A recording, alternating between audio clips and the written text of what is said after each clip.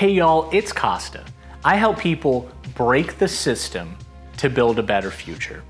Today, we're talking about how to prepare our aging population for natural disasters. By 2050, 1 in every 5 Americans will be 65 years or older. This aging population is not only the least prepared for natural disasters, they experience a higher rate of disaster-related deaths than any other age group.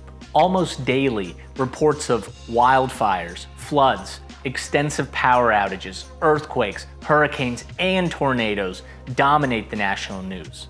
Our senior citizens are more at risk during all phases of a disaster, from life-threatening challenges during evacuation to negative psychological consequences during the recovery period. Today, we're going to be talking about 5 ways to prepare for extreme weather and natural disasters to protect aging individuals and ensure their safety. First, know their community. Create a contact list and create a personal support network of 2 to 3 people that are reliable in the event of an emergency. During an evacuation order or power outage, this list will be critical. Second, make travel arrangements ahead of time. Know the mobility level of the individual and make sure there is an easy, clear path from their home to a vehicle.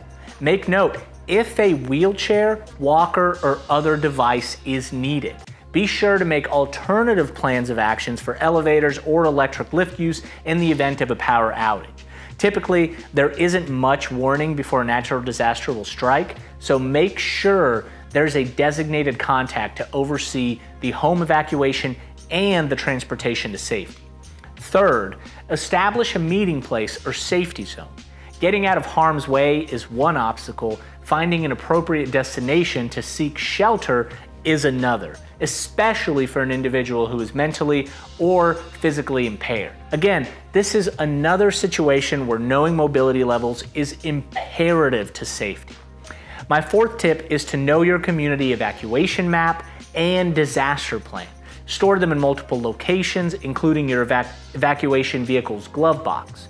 If you're working with a nursing home or an assisted living community, ask about procedures for sheltering in place and evacuation, as well as what supplies and generators are available. Finally, know in detail the care plan and all the health concerns of those you are helping to bring to safety or preparing to shelter in place. This is when medical ID bracelets and proper documentation can help save someone's life.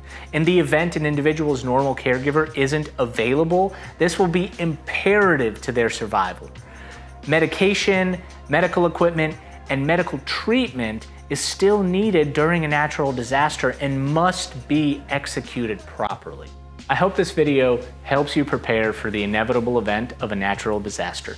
Our aging community is most at risk during these events, and we have to work together to protect this most vulnerable population. If you have any questions or tips on helping our senior citizens, please leave them in the comments section below.